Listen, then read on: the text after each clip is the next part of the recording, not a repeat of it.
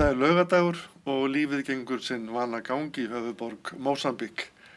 Margt hefur breyst á fáeinum árum í Maputo með stækkandi millistétt. Verslunum, veitingastöðum og hótelum fjölgar og mörg hús eru í byggingu í þessari stórborg sem telur á aðra 1.000.000 íbúa. En samgöngur innan borgarmarkanna eru í ólestri, varla til nokkuð sem stendur undir heitinu almenningssamgöngur.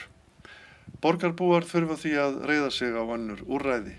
Reiðhjól og vélhjól eru ekki mörg og flestir ferðast á Chiapas, þessum smárútum sem taka 12 farþega í sæti en bruna göturnar með 2-falt fleiri farþega oft á tíðum. Talsvert er líka litla vörubíla eins og þessa sem flytja farþega á opnum palli og þessi ferðamáti hentar eingöngu þeim ungu og spræku sem geta hoppað borð. Öryggið þarf ekki að spyrja. En leið okkar liggur út í eitt af úthverfum Maputo á þessu laugardags síðdegi. Hér er iðandi mannlíf og sölubásar beggja megin aðal göturnar, margar litlar verslanir og hér í þessum garði í hliðargötu reita konur hænur í kvöldmatinn, potturinn þegar kominn á hlóðir.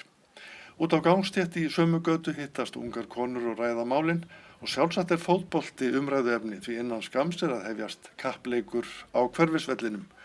Áhorfendur flykkjast á leikinn sem fer fram á Moldarvelli í miðju hverfinu.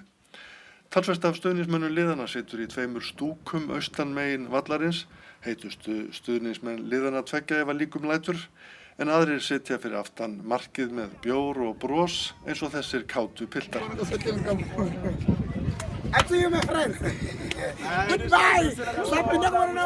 Stelpurnar eru líka að fylgjast með boltanum en grípa í gemsann þegar tafir verða á leiknum. Boltinn á það til að enda upp á þaki og skoppa út í næsta garð. Það létti yfir öllum og leikurinn jafn og spennandi þótt mörkin láti á sér standa. Mósambík ekki í fremstu röð Afríkuþjóða í fótbolta enn sem komið er.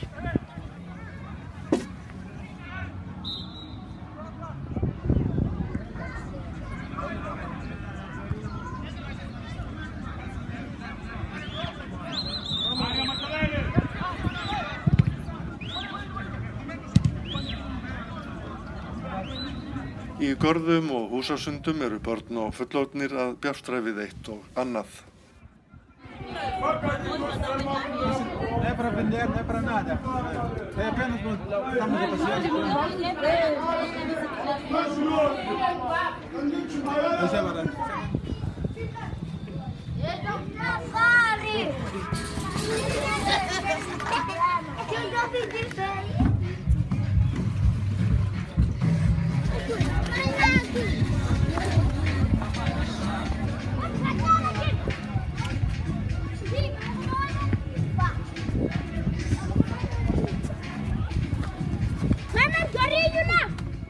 Við aðalgötuna blómstra viðskiptin í smáum stíl. Á boðstólum eru ávextir, salgæti, sleikjó og döðlur, ferskar og þurrkaðar. Allir í góðu skapi á laugardegi og stutt í bros og jafnvel skemmtum hlátur.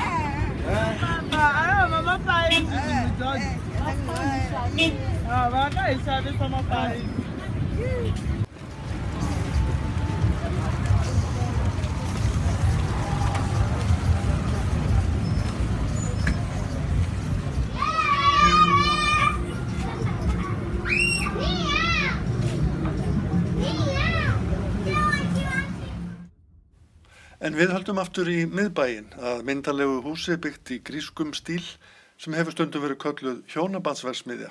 Út úr þessari giftingarhöll streyma brúðhjón eins og af færibandi í tugatali alla laugardaga og prúðbúnir brúðkaupsgestir standa utandyra eftir vígsluathöfnina og fagna brúðhjónum.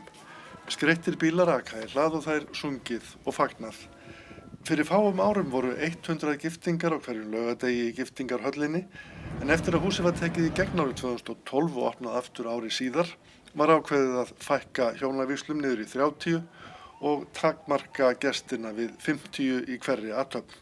Miklu færri koma að staðinn vilja en hver giftingarathöfn fær meiri tíma og tilhlýðilega virðingu.